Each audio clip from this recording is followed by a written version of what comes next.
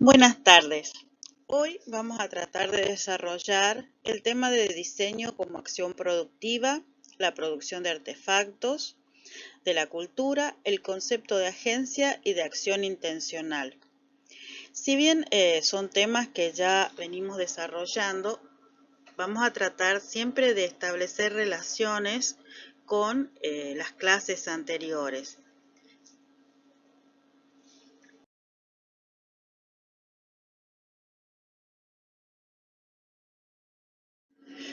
Si bien podríamos empezar a trabajar con todos los temas desde el inicio, eh, a mí me gustaría hacer preguntas acerca del tema.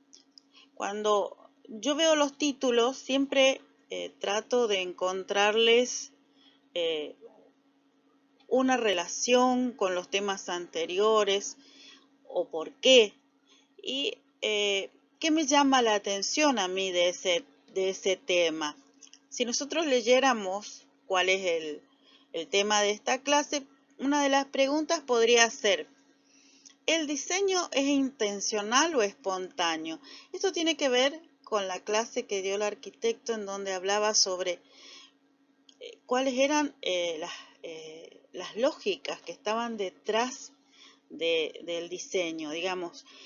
Era totalmente intuitivo de la manera que está presentado, ¿se acuerdan? El corazón y el cerebro, o realmente existe otro tipo de acciones detrás de eso. Otra de las preguntas que surge con este tema es una palabra nueva que es ¿qué es un artefacto? O sea, ¿a dónde queremos llegar con ese concepto? ¿Qué queremos decir con ese? A mí me gustaría, esas serían preguntas que, por ejemplo, las podría haber hecho yo, pero la idea es que ustedes planteen preguntas sobre cuáles son las dudas o cuáles son eh, las expectativas que tienen sobre esta clase. Anótenlas y después seguimos, porque estas preguntas van a servir para que ustedes realicen después un trabajo.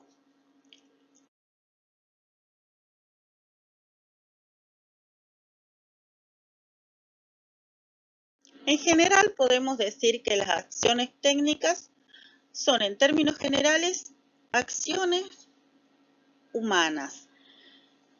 Es decir, son acciones intencionales guiadas por planes de acción y conocimientos aprendidos que se ejecutan empleando productos de acciones, técnicas anteriormente eh, desarrolladas, que podrían ser los artefactos, y para transformar y controlar la realidad con el objetivo de adecuar a los deseos y necesidades humanas. Por lo cual, vamos a ver que dentro del diseño como acción productiva vamos a tener un sujeto diseñador, que es el que produce el diseño y que pretende llegar a ese objeto diseñado y que lo hace a través de una acción productiva. A su vez, el sujeto diseñador está inserto dentro de una estructura social, cultural, ideológica, y el objeto diseñado se va a entroncar dentro de una estructura ambiental física que sería el contexto ambiental.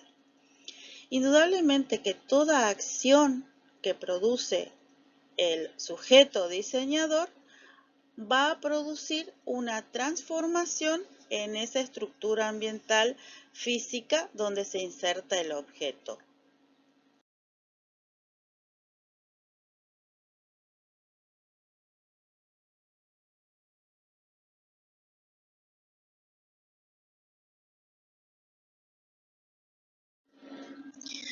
La acción técnica responde a la pregunta de por qué, o sea, ¿por qué voy a hacer algo?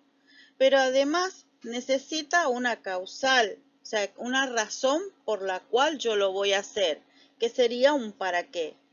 Y además una consecuencia de cómo lo hago, o sea, tengo que tener las herramientas y los conocimientos para hacerlo. Debe tener en cuenta también el éxito, o sea, cuál es el grado de satisfacción que yo voy a lograr con ese objeto y la finalidad a la cual yo me aboco. Damos por supuesto que el agente, o sea, el sujeto diseñador, dispone de los conocimientos ordinarios que están depositados en sus creencias y deseos. Esto quiere decir que el sujeto tiene que tener un cúmulo de conocimientos para poder elaborar ese producto.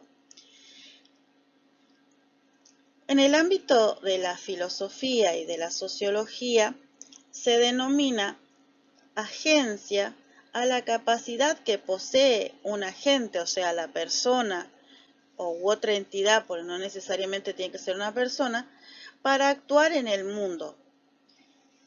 La agencia es la capacidad de los individuos o entes para actuar, independientemente de hacer sus propias elecciones de forma libre para cómo lo voy a realizar.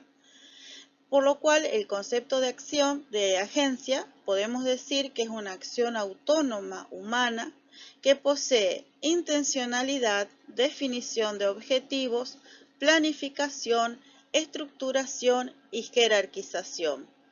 Y a su vez establece condiciones normativas. Quiere decir que existe un saber hacer las cosas para que yo pueda realizarlas.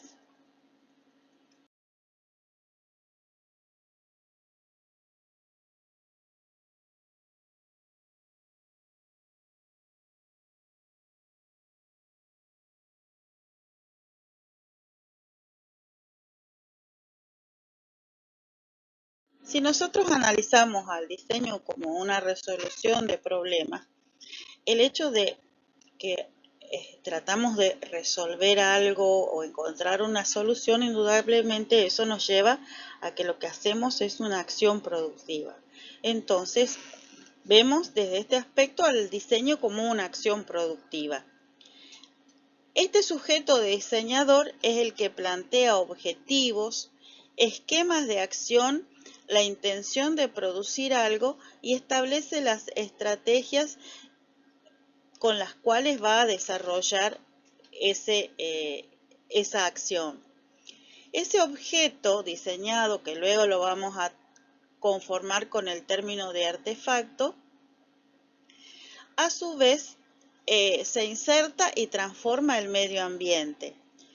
Ese sujeto lo hace a través de una acción intencional que es un proceso, es procesual, o sea, no es inmediata, sino que existen ciertos elementos que le permiten llegar a ese objeto diseñado.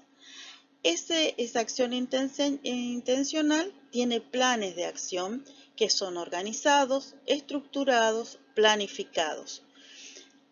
Construye argumentos y también una teoría para poder realizar ese objeto. Fíjense que acá hay una relación entre lo que es la lógica, o sea, la clase de lógica que dio el arquitecto y la clase sobre argumentación que dio la arquitecta Silvina. Para poder ejemplificar lo que es una acción productiva, el diseño como una acción productiva, vamos a ver el siguiente video. Es importante que no lo tomen como un hecho anecdótico, sino que traten de analizarlo en profundidad.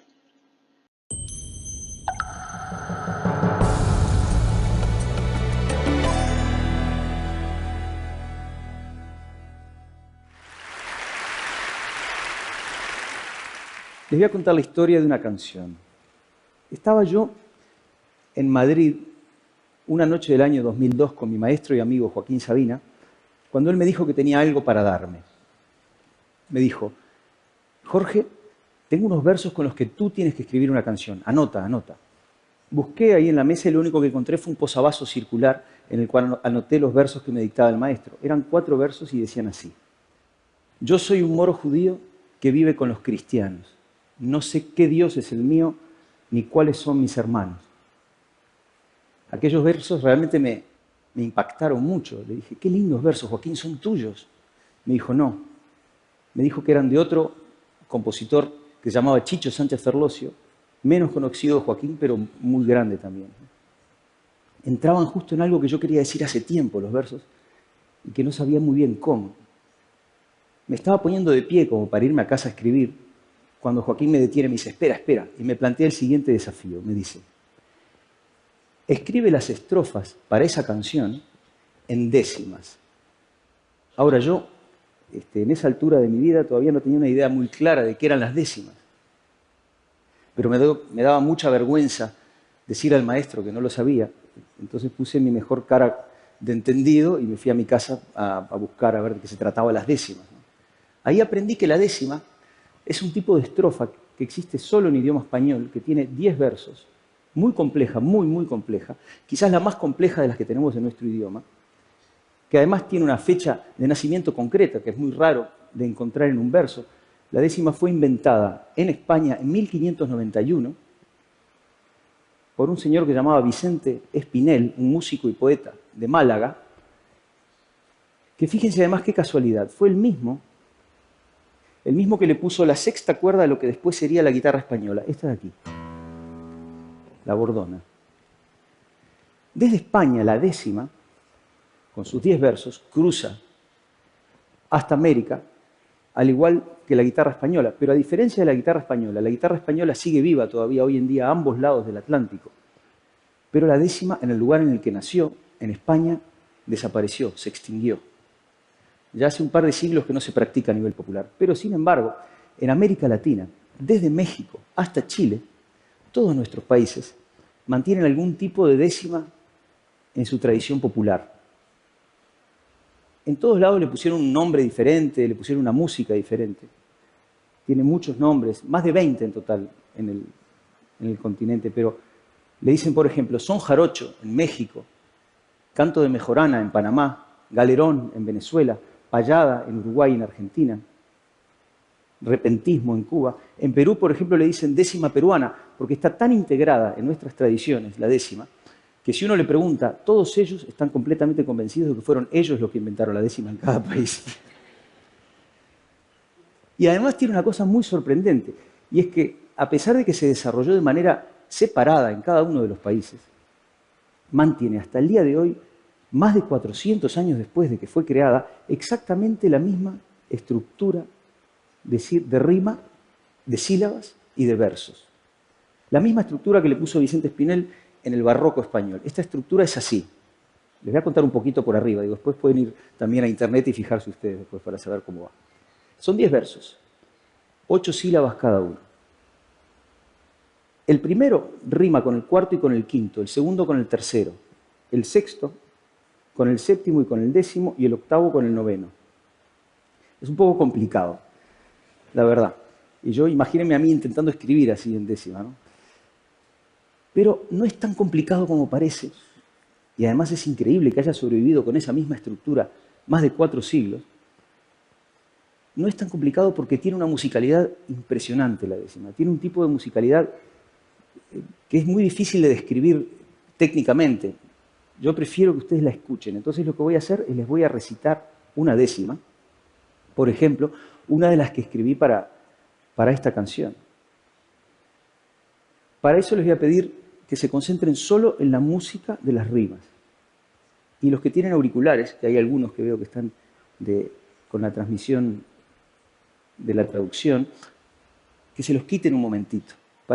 Just take your headphones off if you have them. Just forget about the meaning of the words for a few seconds, then you'll put them back. Forget about the structure, olvídense de estructuras y de todo. And it's all about the choreography of sound of the décima. Una coreografía de sonido, mírenlo así. Dice, no hay muerto que no me duela, no hay un bando ganador, no hay nada más que dolor y otra vida que se vuela. La guerra es muy mala escuela, no importa el disfraz que viste. Perdonen que no me aliste, bajo ninguna bandera, vale más cualquier quimera que un trozo de tela triste. Eso es una décima. You could put your headphones back. Gracias.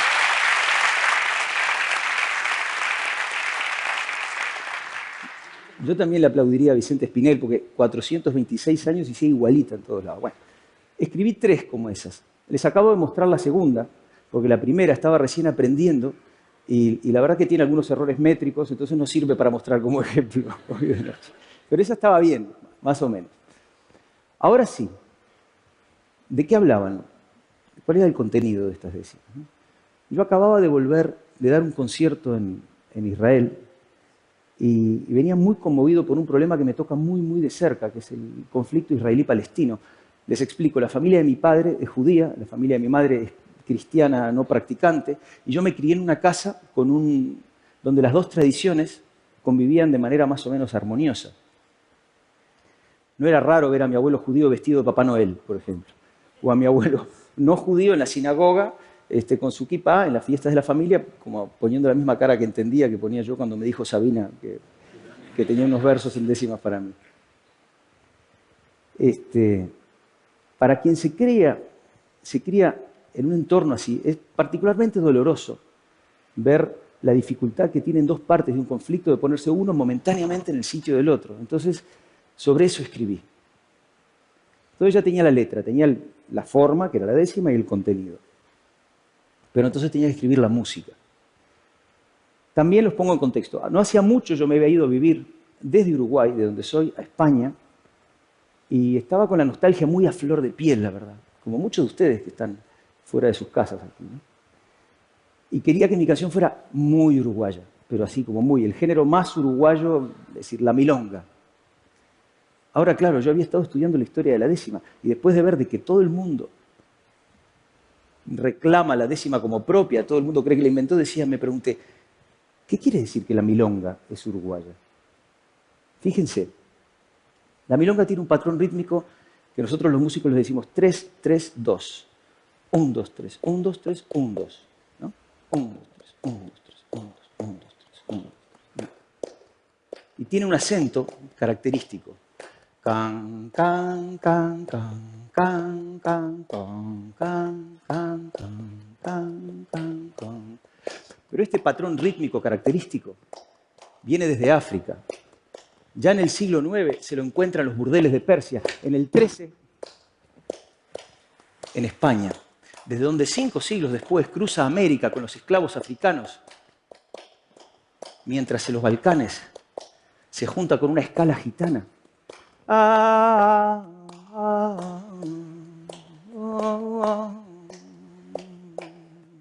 Y da en parte origen al klezmer, que los inmigrantes judíos ucranianos llevan a Brooklyn, Nueva York, lo cantan en su salón de fiestas.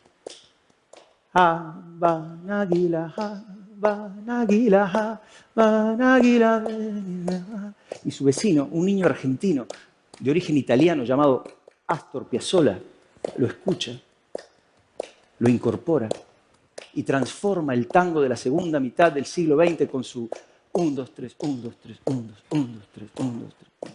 Taran, tan, taran, tararán, tan, tan, tan, tan, tan, taran, tararán. Tocado además en su bandoneón, un instrumento alemán del siglo XIX creado para las iglesias que no se podían permitir comprar un órgano y que increíblemente termina en el Río de la Plata constituyendo la esencia misma del tango y de la milonga, al igual que otro instrumento igual de importante que el bandoneón, la guitarra española.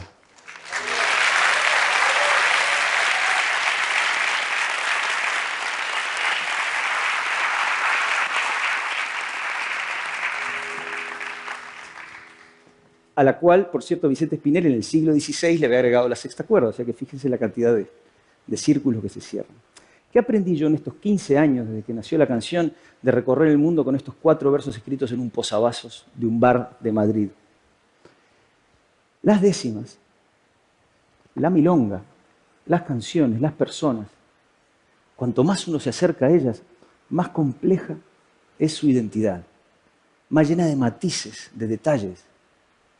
Entendí que la identidad es infinitamente densa, como una serie infinita de números reales, que aunque uno se acerque mucho y la amplíe, no se acaba nunca.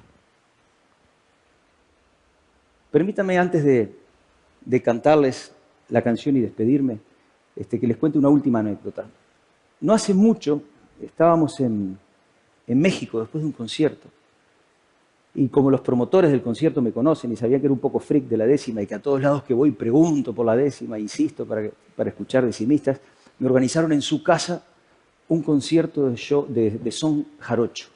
Si se acuerdan, el son jarocho es uno de los tipos de forma que utiliza la décima en sus estrofas. Cuando los músicos maravillosos terminaron de tocar, eso que para mí es maravilloso el son jarocho, la verdad, terminaron de tocar eso así, los voy a saludar muy emocionados y voy a ir yo a agradecerles a los músicos por el regalo. Y un muchacho muy joven me dice, es que, me lo dice además con la mejor de las intenciones, me dice, es que nosotros, señor, estamos muy orgullosos de mantener viva la raíz más pura de la identidad nuestra mexicana, me dice él. Y yo la verdad no supe mucho qué decirle, ¿no? Porque me quedé ahí mirándolo, le di un abrazo y me fui, pero... Porque tenía razón también, ¿no? Decía él, en realidad la décima es su raíz, pero al mismo tiempo, igual que dentro de la milonga y dentro de la décima, están las raíces de muchísimos más pueblos de otros lados, como me dijo él, digamos, ¿no? Después cuando llegué al hotel me quedé pensando y dije, las cosas solo son puras si uno las mira desde lejos. Es muy importante conocer nuestras raíces, saber de dónde venimos, conocer nuestra historia, pero al mismo tiempo, tan importante como saber de dónde somos, es entender que todos, en el fondo, somos de ningún lado del todo y de todos lados un poco. Muchas gracias.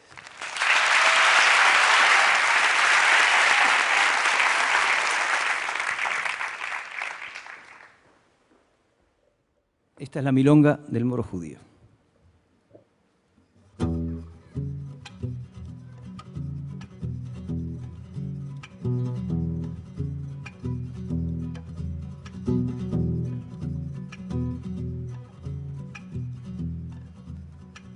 Por cada muro un lamento, en Jerusalén la adorada, y 1000 vidas mal gastadas por cada mandamiento. Yo soy polvo de tu viento y aunque sangro de tu herida, y cada piedra querida guarda mi amor más profundo. No hay una piedra en el mundo que valga lo que una vida. Yo soy un moro judío que vive con los cristianos. No sé qué Dios es el mío, ni cuáles son mis hermanos. No sé qué Dios es el mío, ni cuáles son mis hermanos. No hay muerto que no me duela, no hay un bando ganador, no hay nada más que dolor y otra vida que se vuela. La guerra es muy mala escuela, no importa el disfraz que viste. Perdonen que no me aliste bajo ninguna bandera. Vale más cualquier quimera que un trozo de tela triste. Ay, yo soy un moro judío que vive con los cristianos. No sé qué Dios es el mío, ni cuáles son mis hermanos. No sé qué Dios es el mío, ni cuáles son mis hermanos.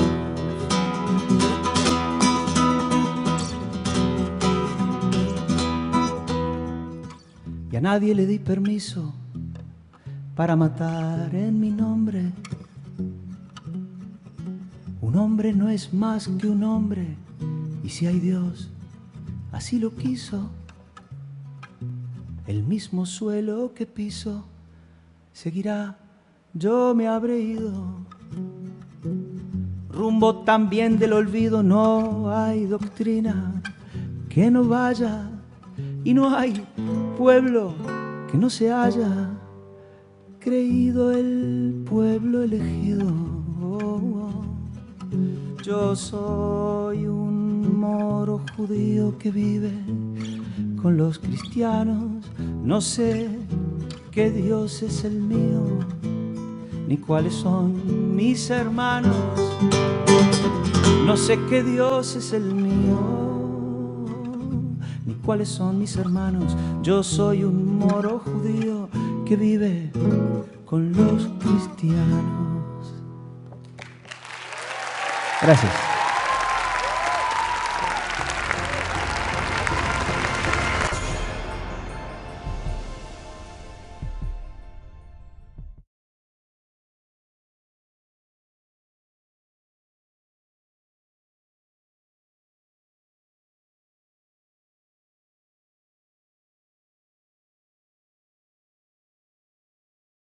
Si tenemos en cuenta el video que vimos anteriormente y la estructura de lo que es la acción intencional, vemos que estas acciones intencionadas son llevadas a cabo por lo que antes habíamos dicho que era el sujeto diseñador, y que dentro de la filosofía o de la teoría de la acción intencional recibe el nombre de agente.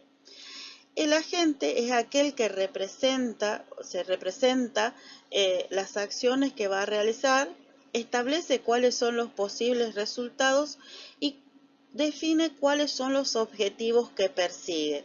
Y al mismo tiempo se realiza todo esto a través de esquemas representacionales.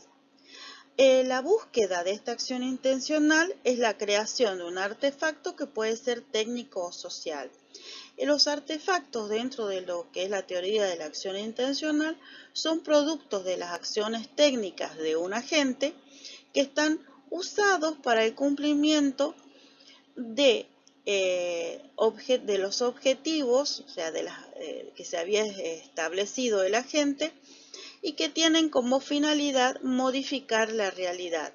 Esa transformación de la realidad tiene que ser de forma eficiente y controlada. Si nosotros analizamos rápidamente, a mí me gustaría que lo hicieran ustedes detenidamente luego el video, vamos a ver que el sujeto diseñador es el autor de la canción, que es Drexler, y el artefacto que él se propone hacer es una canción. ¿Cuáles son los objetivos? Él tiene un tema que rondaba en su cabeza que era con respecto a los problemas bélicos que existen entre palestinos y israelíes. Y para él es un tema muy personal porque él pertenece a una familia que tiene una raíz judía y una raíz cristiana, y la cual convive de forma armónica y han podido solucionar problemas y realmente tomar parte unos de otros. Es importante que nosotros veamos cómo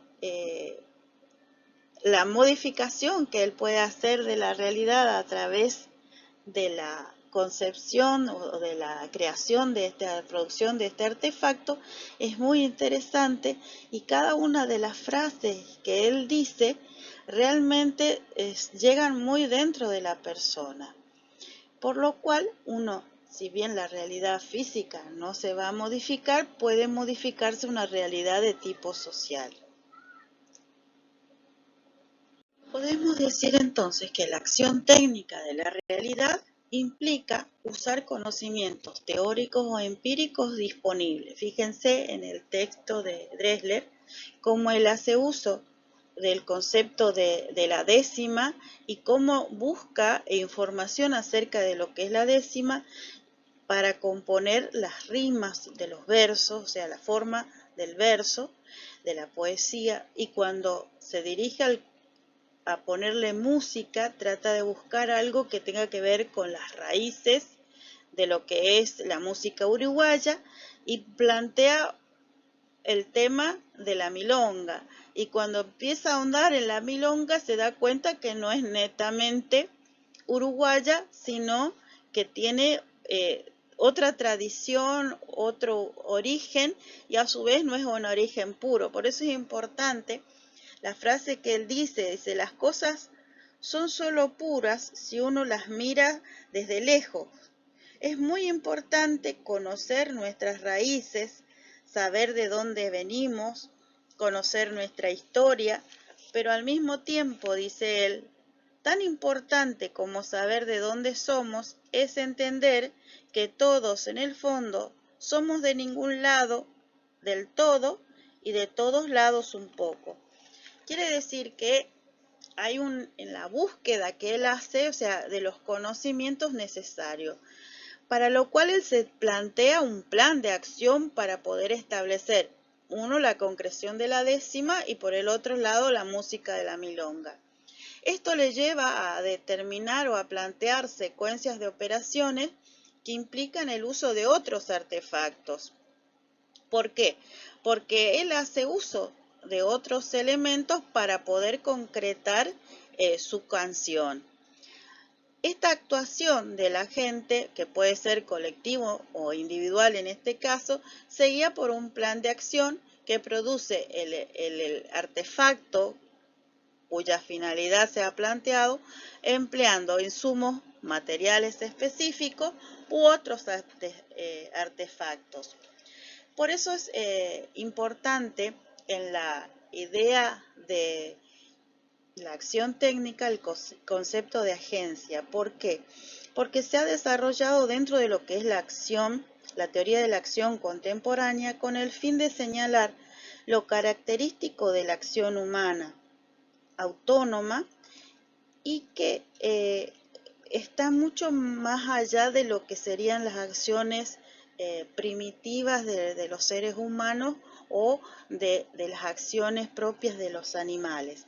Trata de explicar qué tipo de características elevan esta conducta al nivel de acciones intencionales y cuáles son las condiciones normativas del éxito de tales acciones, por lo cual el concepto se mueve entre dos situaciones. Por un lado, lo descriptivo, o sea, cómo yo lo voy a hacer, y por el otro, el normativo, cómo se debe hacer o cómo se hace algo. Habíamos dicho que la acción técnica permite la transformación de la realidad.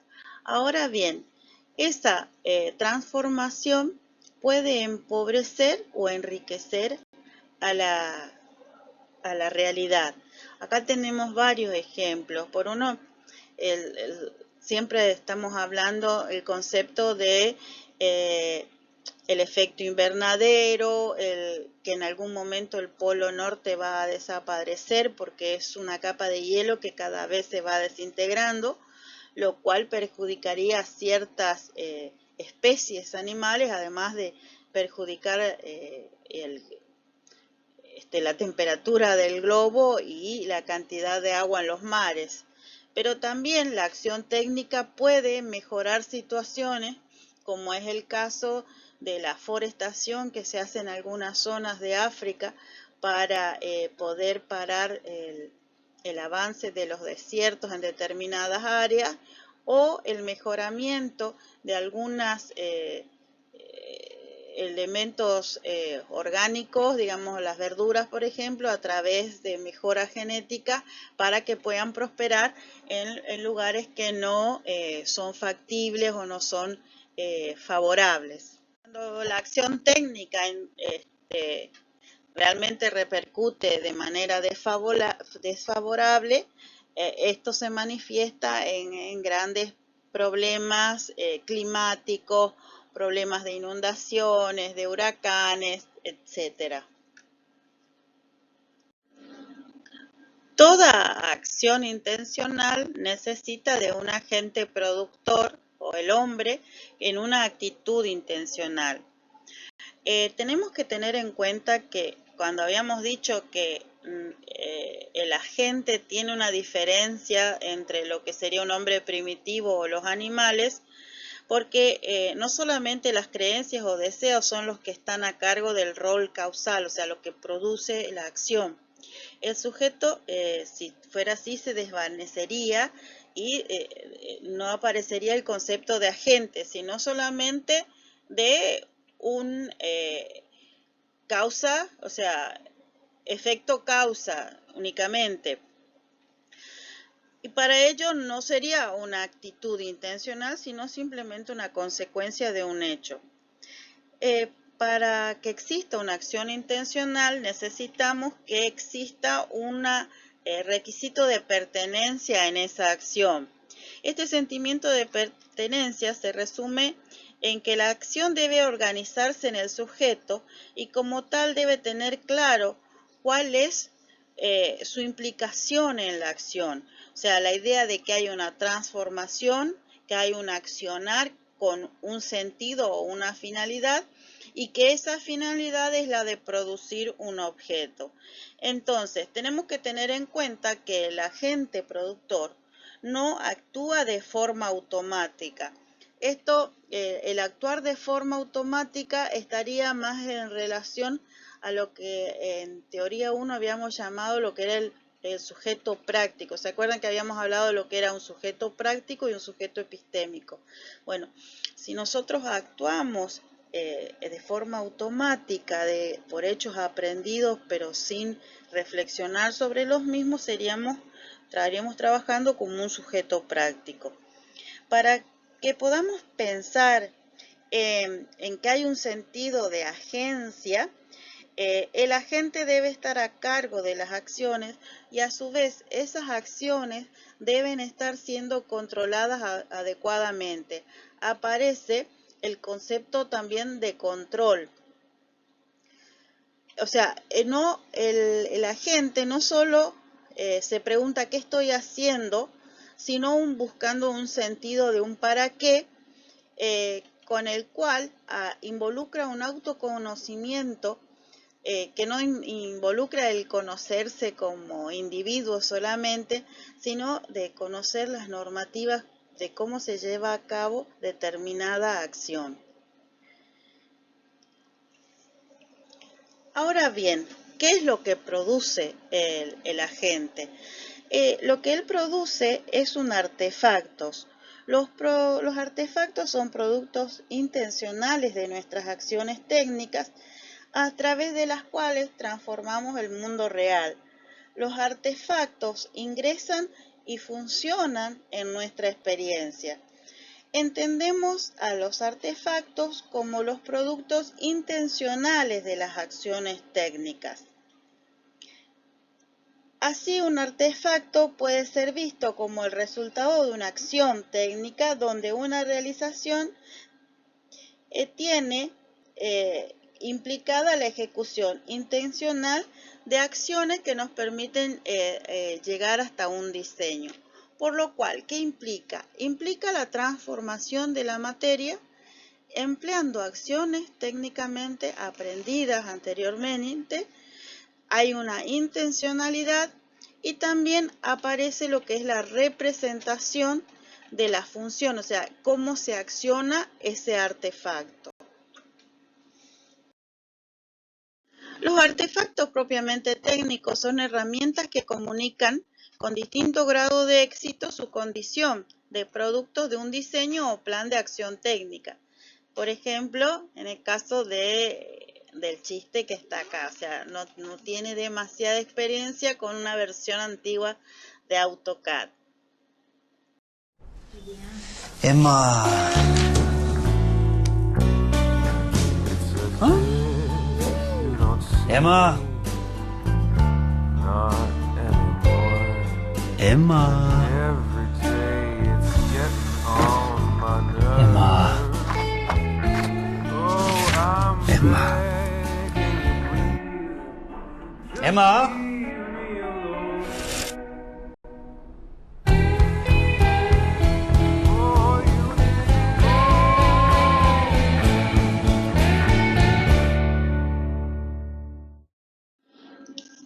Como dijimos, el agente debe poseer los conocimientos necesarios para poder realizar una acción técnica.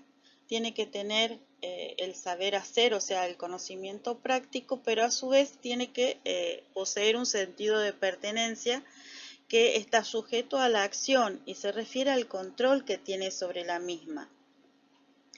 Este problema de control nace del requisito de que la acción sea producida de acuerdo con las especificaciones del contenido de la intención del agente.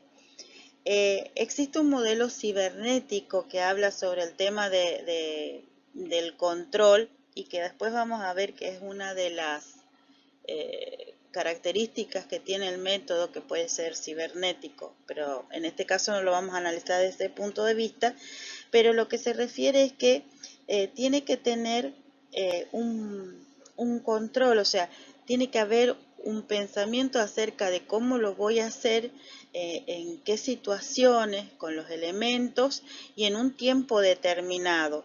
Y ese proceso, o sea, ese control que tiene el sujeto está presente en todo el proceso de diseño.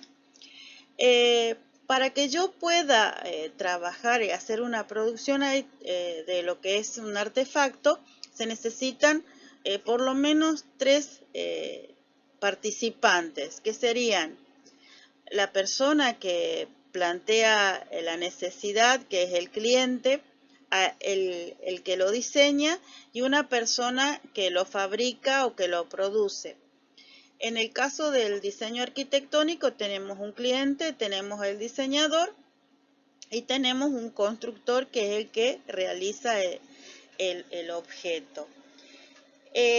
Si bien los artefactos son productos intencionales de nuestras acciones técnicas y con ellos nosotros modificamos o transformamos el mundo real, estos artefactos, al pasar por estas distintas instancias del proceso, necesitan distintos modos de representación. O sea, nosotros damos a conocer nuestro artefacto a través del conjunto de representaciones. Esas representaciones pueden ser documentos, modelos, archivos. Cada uno es parte del mismo, pero a su vez no lo es, responde a diferentes intencionalidades del diseñador. En el caso del diseño, sobre todo el diseño arquitectónico, le vamos a llamar a estas distintas representaciones artefacto ausente. La representación es un medio de autocomunicación para el diseñador. El diseñador produce una representación de diseño y la estudia para verificar que es adecuada, y lo cual conduce a una cierta cantidad de revisiones en cada una de estas instancias. Esta autocomunicación es necesaria porque es imposible enfocar su atención en todos los aspectos. Habíamos dicho que, ¿se acuerdan que el problema de diseño es un problema complejo? Por lo cual, para su estudio convenía subdividirlo en diferentes subproblemas. Lo mismo podemos decir de esta instancia de representación. Lo que estamos haciendo es representar subsistemas dentro del artefacto en general.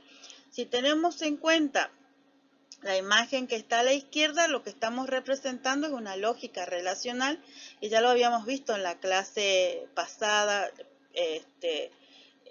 Incluso Amalia en su clase también hace una explicación acerca de lo que son las lógicas relacionales. Y si tenemos en cuenta la representación que está hacia la derecha, ese esquema relacional ya tiene una ubicación en el sitio y podríamos decir que eso es una zonificación. Esto es importante en el caso de una autocomunicación, o sea, cuando yo estoy graficando para mí mismo, porque es necesario enfocarnos en ciertas parcialidades dentro de ese proceso. El estudiar la representación que el mismo diseñador hace, nos permite cambiar su atención de un aspecto a otro, sin esfuerzo. O sea, yo puedo enfocarme en lo que es la lógica relacional y determinar nada más que relaciones, y luego pasar a una instancia de partido donde pongo foco en lo que son las relaciones contextuales de esos espacios y sus interrelaciones. La representación de diseño, entonces, es usada en el proceso de producción del artefacto. Es algo que el diseñador produce y utiliza para su comunicación. Puede ser para consigo mismo, con el cliente o con aquellos que van a elaborar el artefacto de forma definitiva. Estas representaciones, antes de hacerse, son planos o bosquejos de un edificio y suponen y sugieren descripciones o dibujos del artefacto. Pero ¿es el artefacto en realidad? No, no es el artefacto final. Ese artefacto final está ausente y por eso Gall lo denomina así, artefacto ausente. O sea, las representaciones que nosotros hacemos de las diferentes instancias son representaciones o hacen referencia a ese artefacto ausente.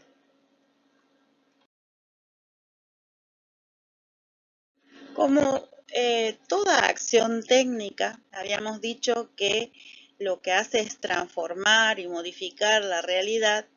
Ahora bien, esas transformaciones también son estudiadas por la axiología, que se refiere a los valores. ¿Por qué?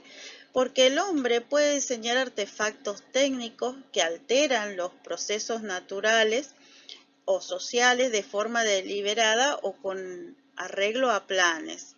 Esto puede llevarnos a destrucción de clases naturales. Por ejemplo, ahí yo le puse las imágenes de dos perritos que son exactamente con el mismo nombre.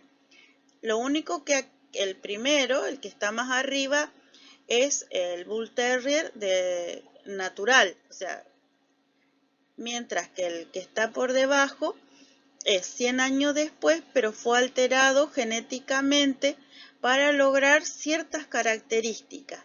El problema de estas alteraciones genéticas es que producen en los animalitos ciertos problemas. Por ejemplo, hay algunos animales que los han hecho demasiado bajos o con demasiado exceso de pelo y contraen de alguna forma muchas más enfermedades que otras. O sea, toda alteración produce una consecuencia.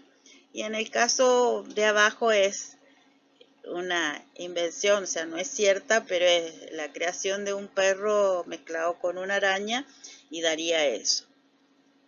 Es algo jocoso, pero por ahí se han hecho algunas alteraciones que uno dice entran realmente a tocar lo bizarro.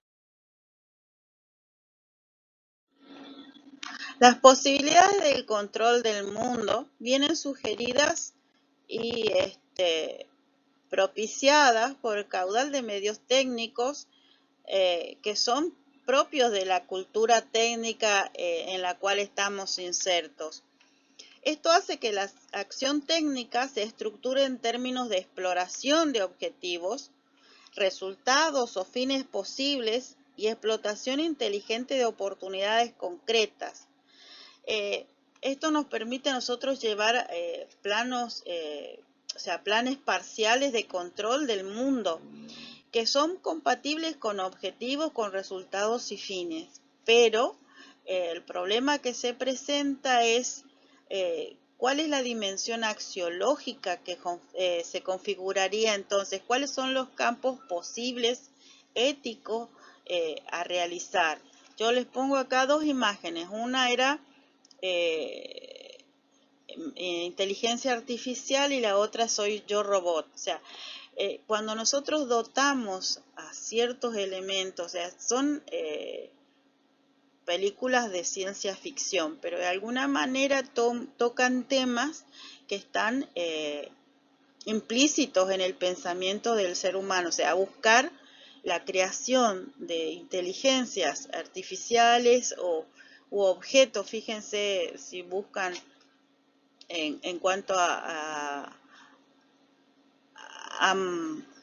androides o ciertos tipo muñecas de placer que hay, que tienen que ver con las representaciones casi exactas de lo que es un ser humano y realmente cuál es la capacidad que tenemos para discernir sobre eso. Y la otra, un pequeño pedacito de una película que está basada sobre un libro que se llama ¿Sueñan los androides con ovejas eléctricas? Y está planteado un mundo futurista que ya no más porque es unos años anteriores a los que estamos viviendo ahora y realmente no hemos llegado a ese grado de sofisticación. Pero tiene que ver, sí, con la teoría de los valores, digamos, con la axiología.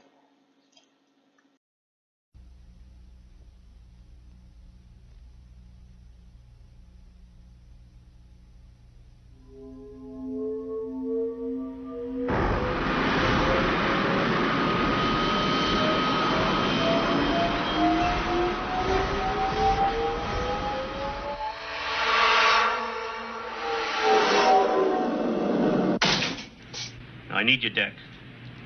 This is a bad one, the worst yet. There was an escape from the off-world colonies 2 weeks ago. 6 replicants, 3 male, 3 female. They slaughtered 20... A Blade Runner's job is to hunt down replicants. Manufactured humans you can't tell from the real thing. What's this? Roy Batty. Probably the leader. There was just one outfit making replicants that superhuman. The Tyrell Corporation. Mr. Deckard, Dr. Eldon Tyrell. I don't get it, Tyrell. Commerce is our goal here at Tyrell. More human than human is our motto. I was looking for 6 replicants in a city of 106 million people. You ever see this girl, huh?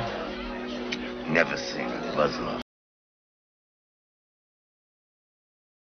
En conclusión, podríamos decir que la cultura moderna es un sistema complejo compuesto por componentes interactuantes que están estrechamente ligados a otros subsistemas de la sociedad. O sea, cualquier modificación o cualquier acción técnica que nosotros realizamos en la realidad la transforma de forma pequeña o grande, pero realmente produce una consecuencia que tenemos que tener en cuenta.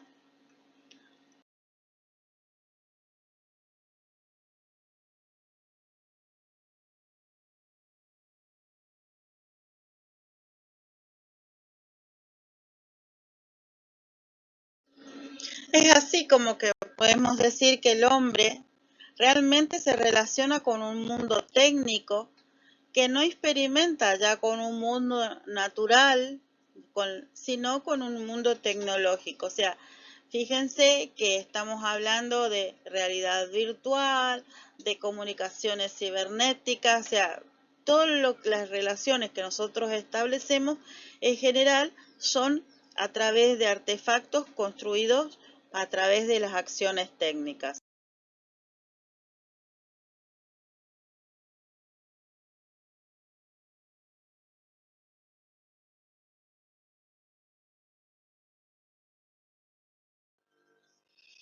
Es cierto que el hecho de estar insertos dentro de un mundo tecnológico va a plantear problemas, porque como yo les decía, la acción técnica y los artefactos producidos por estas acciones técnicas van por delante de lo que son las normativas axiológicas, o sea, de aquello que es correcto o no es correcto realizar.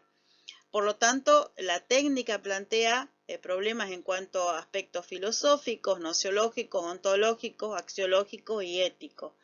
Es importante que nosotros como agentes diseñadores tengamos en cuenta que las transformaciones que produzcamos traten de ser positivas dentro de lo que es el contexto de la realidad.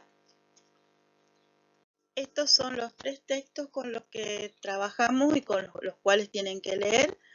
El legal es una traducción que realizó el arquitecto Burgos sobre un texto que se llama El diseño como acción intencional, un análisis conceptual. Lo interesante del texto es que trabaja sobre lo que es la acción técnica aplicada al diseño como una acción técnica y trabaja el concepto de artefacto ausente.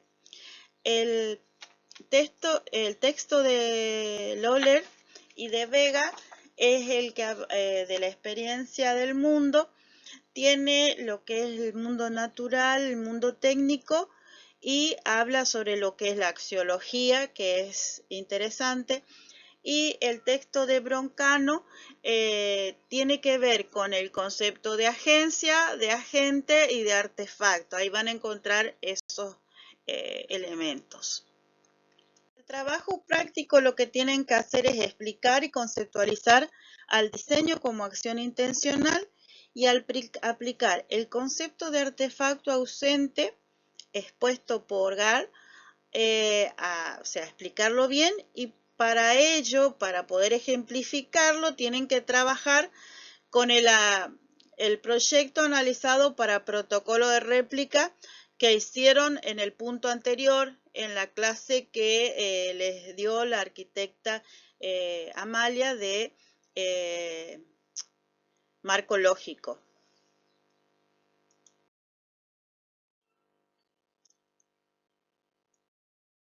Damos por finalizado el último tema de la unidad 2, así que bueno, a trabajar y a estudiar. No se olviden que viene la evaluación y tienen que en unos días entregar el práctico. Hasta luego.